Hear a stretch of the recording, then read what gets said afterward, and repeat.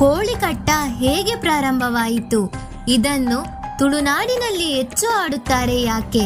ಈ ಪ್ರಶ್ನೆಗಳಿಗೆ ಉತ್ತರವನ್ನು ಈ ವಿಡಿಯೋದಲ್ಲಿ ತಿಳಿಯಲಿದ್ದೇವೆ. ಎಲ್ಲರಿಗೂ ಪ್ರೇರಣೆ ಯೂಟ್ಯೂಬ್ ಚಾನೆಲ್ಗೆ ಸ್ವಾಗತ.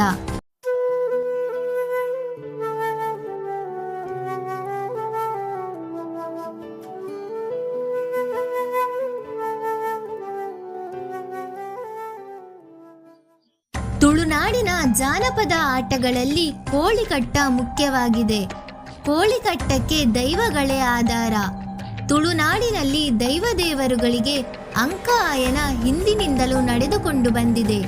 ಇದರೊಂದಿಗೆ ಕೋಳಿಕಟ್ಟ ಎಂಬ ಸ್ಪರ್ಧಾತ್ಮಕ ಆಟವು ನಡೆಯುತ್ತದೆ.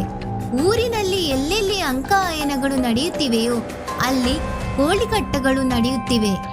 ಕೋಳಿಕಟ್ಟದ ದಿನ ಸಮೀಪಿಸಿತೆಂದರೆ ಮನೆಯ ಯಜಮಾನ ಎಣ್ಣೆಯಲ್ಲಿ ಹಾಕಿಟ್ಟ ಬಾಳುಗಳನ್ನು ಒಂದೊಂದಾಗಿ ಹಲಗೆಯ ಮೇಲೆ ಬಿಳಿ ಕಲ್ಲಿನ ಪುಡಿ ಹಾಕಿ ಹರಿತ ಮಾಡುತ್ತಾನೆ ಮತ್ತು ಬಾಳುಗಳನ್ನು ಇಡಲು ಪ್ರತ್ಯೇಕ ಒಂದು ಸೂಡಿ, ಅದರೊಳಗೆ ದೋರೆ, ಹರಕು ತೆಳ್ಳಗಾದ ಬಿಳಿ ಬಟ್ಟೆಯ ತುಂಡು, ಅದರೊಂದಿಗೆ ಸೂಜಿ ಮತ್ತು ನೂಲು, ಹೀಗೆ ಎಲ್ಲವನ್ನು ಸಿದ್ಧಗೊಳಿಸಿ ಇಡುತ್ತಾರೆ.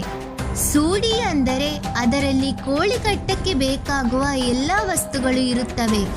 ಈ ಕೋಳಿಕಟ್ಟದ ಮಹತ್ವ ಹಾಗೂ ಔಚಿತ್ಯ ಏನು ಎಂಬುದನ್ನು ನಾವು ತಿಳಿದುಕೊಳ್ಳುವುದು ಒಳ್ಳೆಯದು. ಊರಿನ ಪ್ರತಿಯೊಂದು ದೈವಗುಡಿಗಳಲ್ಲೂ ಇನ್ನಿತರ ಭೂತ ಗಣಗಳು ಇರುತ್ತವೆ. ಅವುಗಳಿಗೆ ಆಹಾರ ಕೊಡಬೇಕು. ಅಂಥ ಗಣಗಳಿಗೆ ಆಹಾರ ಕೊಡುವ ಸಲುವಾಗಿಯೇ ಈ ಕೋಳಿಕಟ್ಟ. ಅದುವೇ ಮೂಲ ಉದ್ದೇಶ. ಕಟ್ಟಕ್ಕೆ ತರುವ ಕೋಳಿಗಳನ್ನು ಕಪ್ಪು, ಬಿಳಿ, ಹಳದಿ, ಕೆಂಪು ಹಾಗೂ ಪಂಚವರ್ಣಗಳ ಆಧಾರದಲ್ಲಿ ಅವುಗಳನ್ನು ವಿಂಗಡಿಸುತ್ತಾರೆ.